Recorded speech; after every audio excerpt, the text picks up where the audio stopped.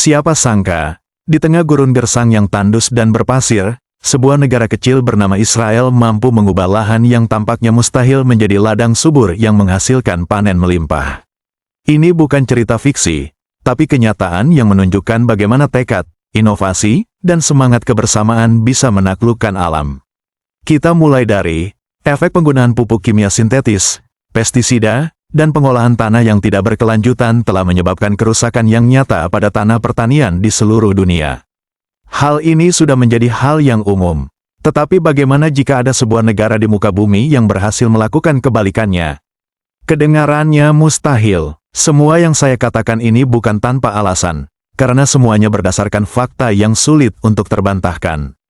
Karena Israel telah melakukannya terlebih dari dulu kala dan di video kali ini, kita akan mengungkap keajaiban tersembunyi dari pertanian Israel. Bagaimana mereka mencapainya dan siapa saja aktor utama di balik keberhasilan ini. Jika kita berbicara tentang pertanian terbaik di dunia, banyak orang akan mengarahkan topik ini kepada negara-negara seperti Belanda, Cina, dan negara-negara maju lainnya. Namun, apa yang dilakukan oleh negara-negara tersebut belum ada apa-apanya jika dibandingkan dengan Israel. Negara Belanda, Jepang, dan Cina hanya memperbaiki sistem pertanian mereka. Sementara Israel benar-benar membangun pertanian mereka dari kondisi yang paling sulit bahkan di gurun pasir yang panas sekalipun. Itu terjadi tahun 1882 dan 1885 terjadi migrasi besar-besaran orang-orang Yahudi ke tanah Palestina, yang saat itu masih merupakan bagian dari Kekaisaran Ottoman. Mayoritas dari mereka adalah orang Yahudi yang datang dari Eropa Timur, dengan sebagian kecil yang berasal dari Yaman. Awalnya mereka tinggal di tanah-tanah yang dimiliki oleh pemodal Zionis internasional. Salah satu konsentrasi terbesar imigran Yahudi pada saat itu terdapat di tanah milik bankir Prancis, Baron Edmond James de Roadil. Wilayah tersebut dulunya adalah daerah yang hampir tak berpenghuni dan dikenal dengan nama Eretz Israel. Pada masa itu, kehidupan di daerah tersebut sangat sulit. Banyak dari mereka terpaksa bergantung pada bantuan pendanaan dari para pemodal Zionis internasional. Namun kondisi ini tidak bertahan lama. Sekitar tahun 1890, mereka mendirikan sebuah komunitas kecil yang disebut kibbutz dan mosaf. Pada awalnya kibbutz didirikan dengan semangat hidup yang terinspirasi dari suku Nabatean dan masyarakat Sparta kuno yang berhasil bertahan hidup meskipun berada di kondisi yang sangat sulit. Suku Nabatean yang hidup makmur meskipun berada di gurun yang kering dan berbatu. Dikenal sebagai kelompok yang cerdik dalam mengelola sumber daya alam, bahkan mampu mengalirkan air ke tempat-tempat yang sangat kering. Sementara itu, Sparta adalah sebuah masyarakat yang terbentuk di bawah pemerintahan yang tegas dengan sistem pendidikan militer yang sangat kuat dan mereka dikenal tidak takut menghadapi kekuatan besar seperti Persia. Bahkan seluruh anak muda di Sparta dilatih untuk menjadi prajurit dan siap berjuang sampai mati demi mempertahankan negara mereka. Disinilah lahirlah konsep demokrasi yang berlandaskan pada kehendak rakyat. Secara sederhana, ini semua dapat diartikan sebagai semangat untuk membangun peradaban dengan dasar kebersamaan, seperti yang dilakukan oleh suku Nabatean dan dengan prinsip demokrasi, seperti yang dianut oleh masyarakat Sparta. Kibbutz merupakan bentuk pemukiman kolektif dengan sistem kepemilikan bersama, di mana setiap orang saling mendukung dan bekerja sama dalam berbagai aspek kehidupan. Pada awal abad ke-20, komunitas kibbutz mulai berkembang di tanah Palestina seiring dengan meningkatnya jumlah migrasi orang Yahudi dari Eropa. Pada periode ini lebih dari 20 kibbutz terbentuk yang semuanya berbasis pertanian dengan tujuan untuk mencapai kesetaraan di antara anggotanya. Tetapi seiring dengan perkembangan jumlah migrasi Yahudi, komunitas baru yang disebut mosaf mulai terbentuk. Berbeda dengan kibbutz yang berfokus pada kepemilikan bersama, mosaf lebih menekankan kepemilikan individu dan pengabaian prinsip kesetaraan. Meskipun mosaf juga merupakan komunitas pertanian, mereka bekerja untuk diri mereka sendiri dan tidak berbagi hasil dengan orang lain seperti yang dilakukan oleh kibbutz. Meskipun demikian, mosaf masih sangat bergantung pada pendanaan dari pemodal Zionis internasional. Kondisi geografis dan iklim yang buruk di tanah Palestina membuat pertanian sangat sulit. Oleh karena itu, keberadaan mosaf sangat mempengaruhi keberadaan kibbutz yang lebih dulu ada. Aliran dana yang tidak terbatas dari para pemodal Zionis menyebabkan banyak anggota kibbutz tertarik untuk bergabung dengan mosaf yang akhirnya membuat komunitas kibbutz menjadi terpinggirkan.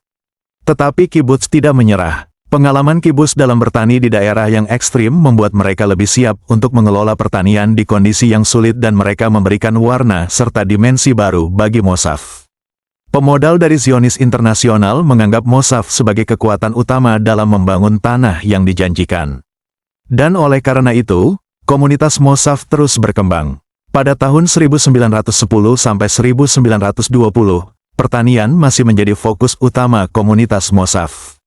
Komunitas ini mulai mendirikan koperasi pertanian, terutama koperasi itu sangat mendukung usaha mereka serta pabrik-pabrik yang memproduksi sarana pertanian dan mengelola hasil pertanian. Kemakmuran mulai terlihat sejak koperasi mulai terbentuk dan telah jalan. Itu semua mendekatkan mereka pada cita-cita para pemodal Zionis Internasional. Tetapi ada satu masalah besar yang terus menghantui komunitas pertanian Mosaf saat itu, yaitu masalah air yang sangat susah. Tanah yang mereka tempati untuk bertani telah lama dikenal mengalami kekurangan air. Banyak daerah yang mereka tinggali sebelumnya merupakan sisa-sisa peradaban yang telah hancur. Untuk mendapatkan air secara tradisional, mungkin masih bisa mencukupi kebutuhan komunitas yang kecil. Namun, saat komunitas itu berkembang, hal ini menjadi semakin sulit dan sangat tidak efisien. Salah satu tokoh besar dalam sejarah pertanian Israel adalah seorang insinyur yang dibesarkan dalam keluarga Yahudi Polandia. Pada tahun 1920-an, mendapat kepercayaan dari seorang banker asal Jerman untuk menggarap proyek irigasi di beberapa pemukiman di Jerman. Hanya dalam waktu 5 tahun, proyek tersebut berhasil dengan sangat baik.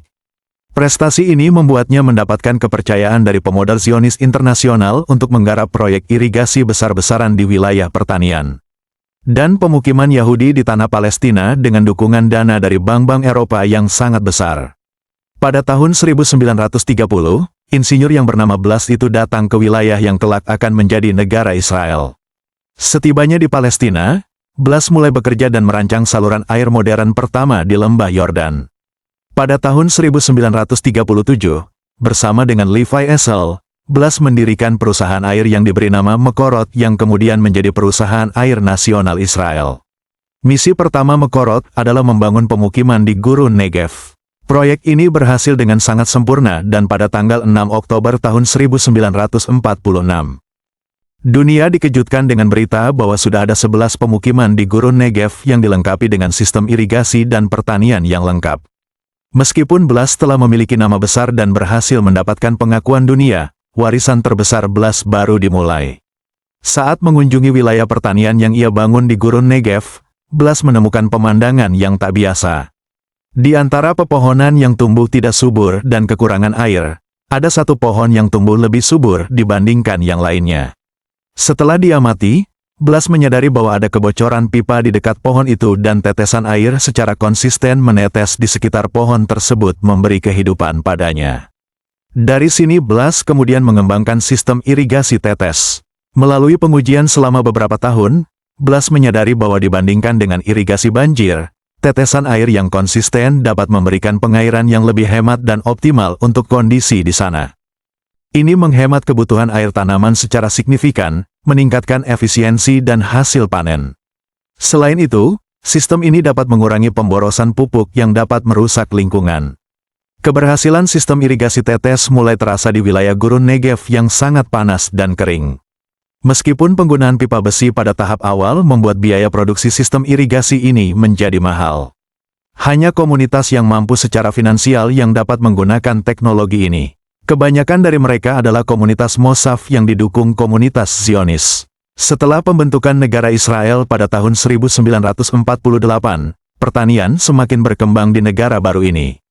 Teknologi dan pengetahuan tentang pertanian di Gurun semakin berkembang. Dan orang-orang Yahudi yang tinggal di sana mulai mencapai kemakmuran yang sebelumnya hanya dianggap sebagai mimpi. Namun di sisi lain muncul konflik internal antara komunitas pertanian di sana, yakni antara kibbutz dan Mosaf. Karena pertanian di Mosaf terlihat lebih maju dan menjanjikan masa depan. Banyak teknologi dan fasilitas pertanian yang diprioritaskan untuk komunitas ini. Harga beberapa alat pertanian yang masih tergolong mahal seperti teknologi irigasi tetes membuat banyak kibbutz yang kurang mampu secara finansial semakin terpinggirkan.